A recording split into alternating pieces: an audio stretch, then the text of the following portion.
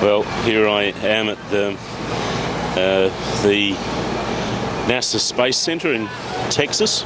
I'm doing a bit of a tour today, so that should be fun. It's, what is it, June 23rd, 2010, and we're going to have a look through NASA. So let's go. NASA. This is just the entrance and the foyer, and they've got all these unusual type aircraft. That looks like the Apollo 13 or a make-up of it, and then all the different sorts of bits and bobs, and looks like a little like a theme park, really. So let's have a look through here. We're going to go up here to the tram tour. That's what we're taking now. Hi. There's all the food and drink. It's normally it's very commercial, of course, and I think they're closing. There's the food hall. I think they're closing this down after the space shuttle finishes next year. It's called the Johnson Space Center. And there's the tram awaiting. So let's go on. This is the tram we're going on. You'll see all the people. So we're going for a tour around the Space Center. So it's going to be a lot of fun.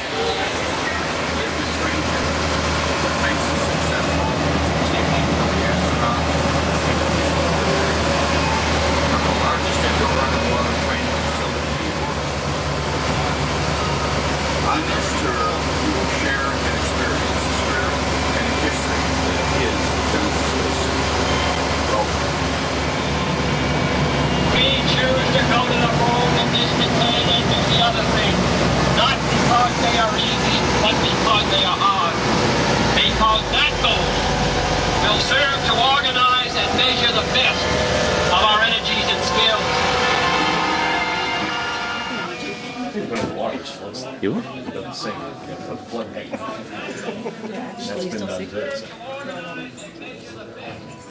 That's a little model of one of the rockets. It's the first stage of our trip. Successful, as long, of course, that it doesn't put the astronauts in jeopardy. The astronaut safety is always primary. So the flight director has the complete responsibility. In order to allow him to have that responsibility, we also have to give him the authority to do that as well. So the flight director, when the flight director makes a decision about the mission, there is nobody that can override that decision. That decision is final. Okay? Now you may argue with him, you may not win, but you can argue with him, but he is the ultimate authority. He is also this is mission control all the Apollo missions and that we saw, people landing on the moon. It's all those old black and white monitors and so forth. And that was where we had the lecture. Retrofitted to its original state, or is this the way? So it's quite interesting, very interesting indeed. Vehicle mock-up facility. This is where they do the simulations. So we're going in there to have a look around. Here's a little display of some models of some of the rockets that they built.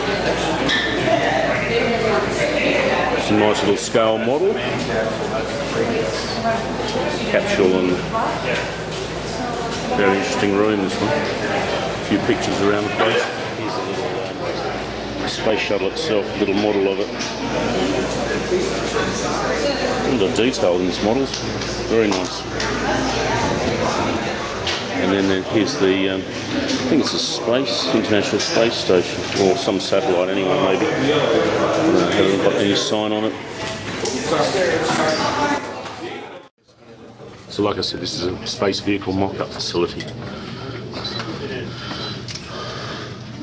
It just looks like a series of just capsules, I suppose. Don't know what's inside, but I think up the end there they've got the actual simulator themselves. You'll see a fuselage. Space station mock-ups.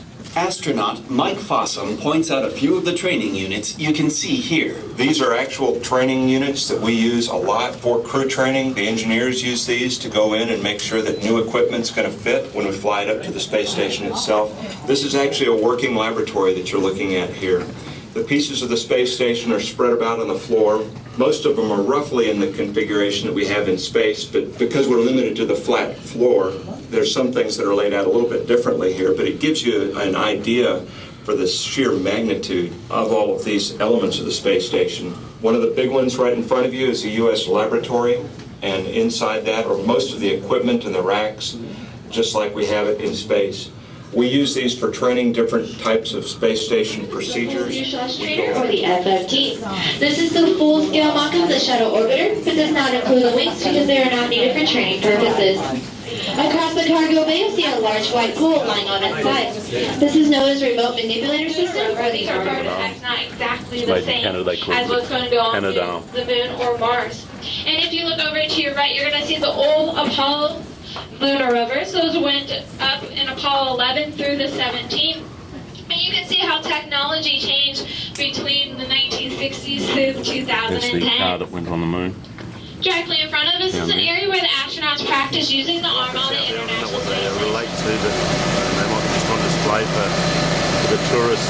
We'll find out soon, I think.